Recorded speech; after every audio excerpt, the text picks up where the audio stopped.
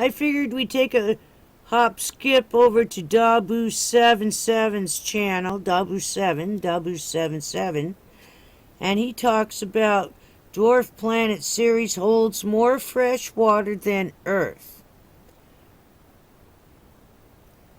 Wow. And where there's water, you know, there might be life. There should be. Well, let's watch it. That is very compelling, very interesting. I'm going to share with you some information here, along with some work from Nova Smith. Shout outs to you, and thanks for inboxing me some of the information that I'm about to share with you guys here. Ceres is very interesting because it was classified as the largest asteroid in the solar system, sitting between Mars and Jupiter in the asteroid belt.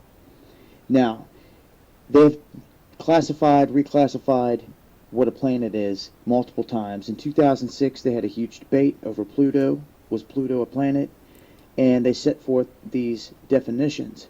And they defined a celestial body that has sufficient mass and that has a round shape and that orbits around a star and that's not a star and it's not a satellite of a planet. Then that would be a planet, a planetary body. Well, they did away with that. Had that resolution been adopted, Ceres would have been the fifth planet in order from the Sun. Very close to us. It was not accepted, and in place an alternate definition came into effect saying that the body had to dominate its orbit. So since this is in the asteroid belt, they're saying that it can't dominate its orbit. Okay? Which I think is ridiculous because it doesn't matter. This is a huge rock bigger than Texas that is just a huge chunk of fresh water and ice with some clay minerals. Very interesting rock or body out here because if it's got that much fresh water, there could be life easily. And as you can see here, the surface area is equal to the land of India or Argentina. And it does hold down its spherical shape. Now they're saying that it has a rocky core overlain with an icy mantle. You can see the size here. And they also say it has 200 million cubic kilometers of water, which is more than the amount of fresh water on Earth. Can you believe that? This is a huge, watering hole out here in space for anyone that needs fresh water. Sitting here, and no one's talking about it. It's very interesting. And what I wanted to show you are these shots. They haven't explained what the white spots are. They're yet to been explained as far as I've read on what they are. But very interesting nonetheless. You can see here the size of Ceres compared to the Moon and Earth. And this is the shot that you'll get off of Wikipedia, released from NASA. And you can even see the hydro hue blue here on this planet. Now, what NOVA's done is ran it through a filter to try to draw out and enhance the features. Like people go in and they pull out the different colors, the heat signatures of the land masses and the waters, and try to see exactly what this thing looks like up close. And this is what it got. I thought it was a very interesting shot. It shows in depth the amount of water that is on here, and they say that it also contains clay minerals and other things as well. So this tiny little dwarf planet, so to speak, largest asteroid, because they keep going back and forth over the definition regardless of the made confusion over it. It is a huge watering hole sitting out in space. More fresh water on this planet, dwarf planet, than we have here on Earth. I think that is very interesting, and it's sitting right outside of Mars. It's not far away. I'll leave links as always, guys. Till next time, this has been Dabu7. Eyes open.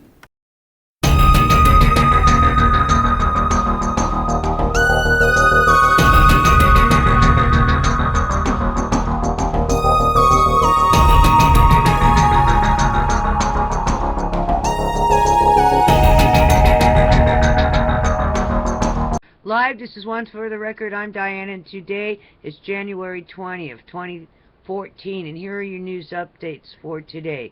Let's go into the breaking news, breakingnews.com. Alrighty then.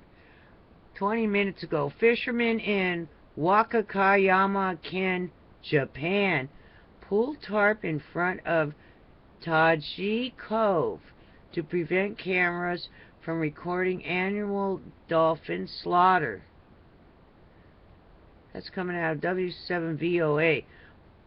What is going on with Japan, and where's Greenpeace?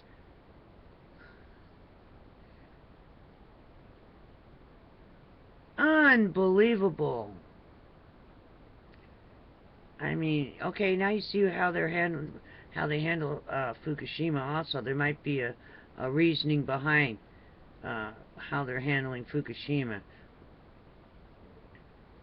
I guess they don't understand that dolphins, their brains are basically the same size as human brains.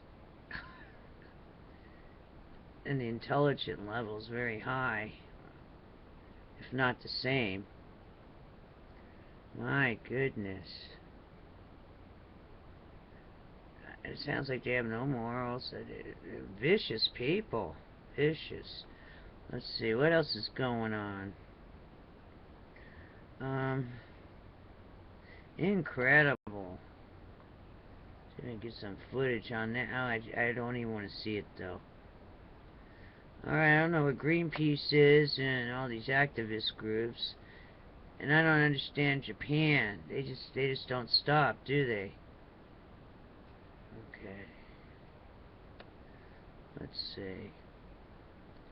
Omaha plant explosion, January 20th. Oh, that's Omaha, Nebraska. That was a feed plant. That blew up. Not from chemicals, I guess. Whatever the feed was. Wonder if it's that ethanol corn. Wonder what caused it. Alrighty then. Moving on.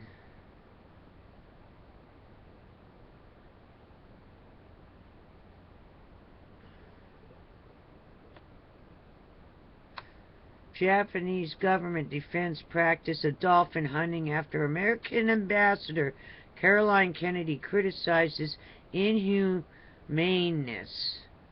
Coming out of New York Times. Inhumane. They're destroying the whole world. Isn't anything going to be done? I mean, I don't understand it. And prove me wrong. Prove me wrong. That's all I got to say. There you go.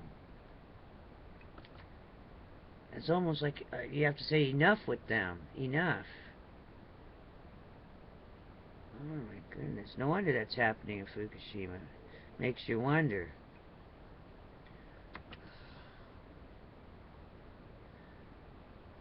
Okay, comet hunting probe Rosetta wakes up from deep space hibernation. International Marine Science Organization releases report on radiation in Pacific Ocean. Let me read a little bit of this. If you've heard about Fukushima radiation spreading to Pacific coast of North America, but were corrected by sources both official and expert that this was based more on rumor than reality, then consider the information presented at the October 2013 North Pacific Marine Science Organization PICES annual meeting. Researchers from Fisheries and Oceans Canada confirmed that the radioactive plume from Fukushima is indeed reaching the shores of the west coast. I believe that's what it said. Okay, anything else? Very strong earthquake magnitude 6.2 struck New Zealand. Alright, moving on. I'm still thinking about the dolphin slaughter. You realize the Pacific Ocean, everything's dying in it. That might be the only Pacific Ocean dolphins left. You never know. And they're going to destroy them. You better think about that. What's going on, Marine biologists, ecologists, activists, Greenpeace.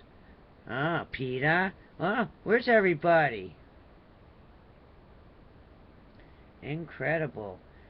And those might be that might be the last of the Dolphins, and they're going to try to destroy. What evilness. I'm sorry. Okay. Moving on. That's my opinion. I'm going to stick to it. Because it does affect all of us in the whole world. Alrighty then. Alright. U.S., Canada, United Nations. Why aren't you stopping them? Okay. U.S., Canada. Officials by West Coast speak out on Fukushima concerns about cancer, illness from contaminated food, low-level radiation being reported in fish. We cannot sit by and watch and wait. National government appears to not be taking it seriously. Also, today, Navy sailor after Fukushima. I'm in a wheelchair. Now it's spreading to my arms and hands. Photo of skin with intense red burns after being in sun. Suspects radiation intensified impact.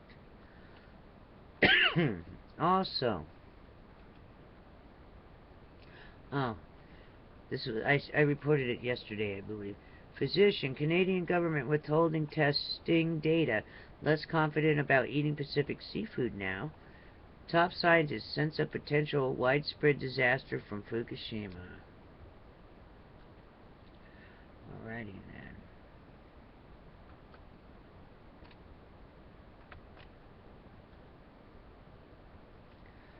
Let's see what we have here. E&E News, Fukushima, Japan. TV, nuclear workers stripped naked, soaked in sweat, gasping for air. My teeth started breaking off. It's as if they are the living dead. Democracy destroyed in areas where nuclear power exists. Wow.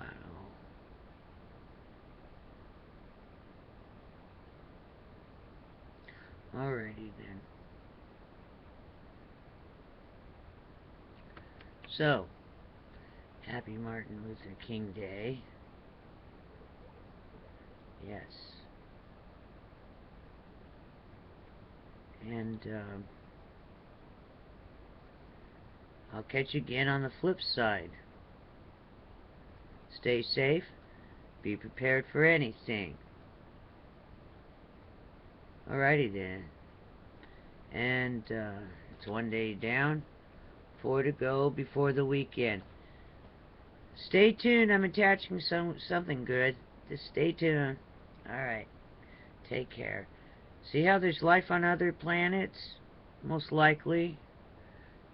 And I don't know why NASA doesn't have high definition if they can shoot these pictures of all these different nebulas and the hand of God and everything else in crystal clear high definition. NASA, don't we have that now? What's going on with Ceres, Europa, and Titan?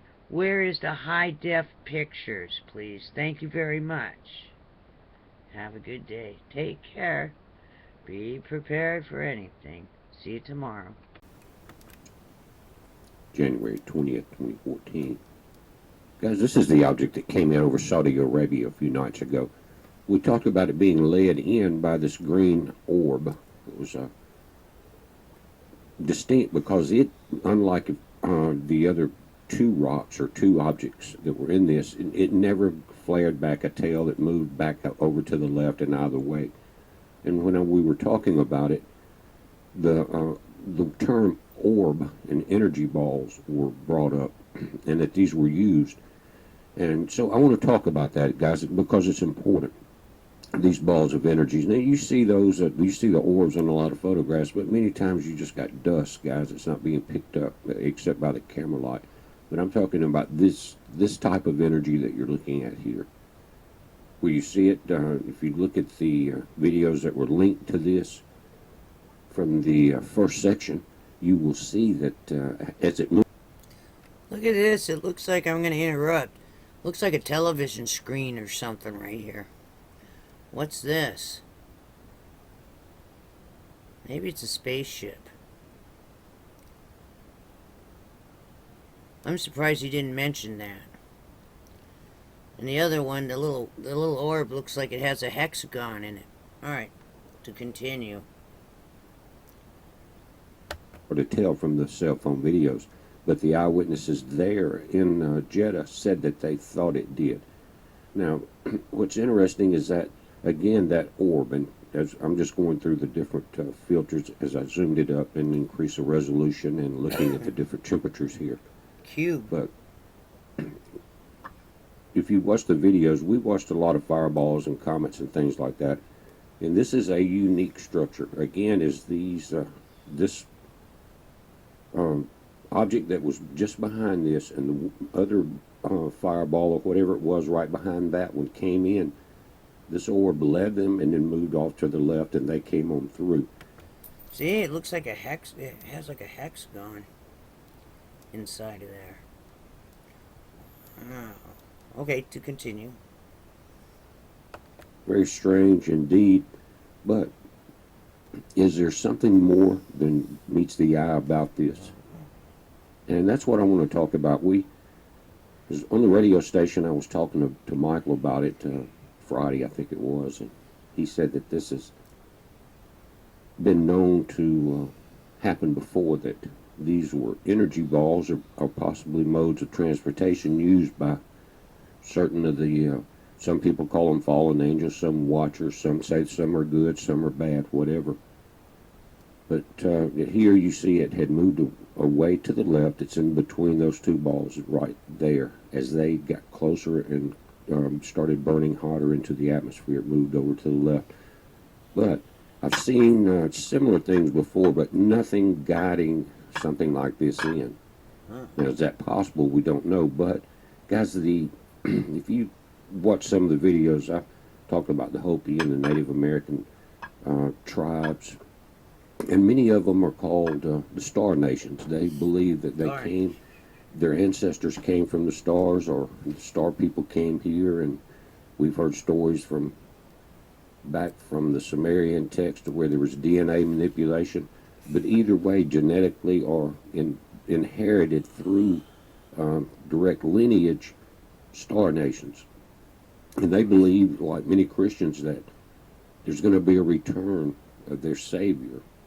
In their case, you've got from the Dakota Indians, the Sioux, Lakota, all through there, are now starting to realize, and it started in the mid-1990s, but all of these tribes, and from not only the U.S., but from around the world, from New Zealand, these indigenous tribes, and from the people from north of the Arctic Circle, called the Sami, and they're the Scandinavia, the Caucasian people there. But anyway, they've even all gotten together and had these meetings and decided to start exchanging this information because they realized it was coming to the end times. And this is you can pause this, but its standing elk was the Lakota Keeper, the six-pointed star nation, and they had a meeting, and it talks about the different people that came to the meeting, including the people from north of the Arctic Circle, including the Pope Paul II came and was there. He and participated in some of the events. But they talk about, he said he spoke of it as a child witnessing large UFO ships flying down the nearby Missouri River, green balls of light 4 times larger than a school auditorium. Through portholes on the side of these ships, he could see shadows of people inside. During one encounter, he met a 7-foot tall man in white clothes who appeared like a middle-aged Caucasian. The room was filled with light. It contained computer-like machines which operated on light and the law of thought. Now, this is not all they talked about. And they talk about getting their information from their ancestors that are returning. And during some of their ceremonies, and I'm not real familiar with them, But in a way, it's like deep prayer, regardless of any way you approach it. And prayers, when Christians hope that God talks to them, to Christ. Are you serious? Are you serious? Let me tell you what. We got 3 things to talk about. There's 2 asteroids that's going to go by the Earth tomorrow. NASA's just now telling us.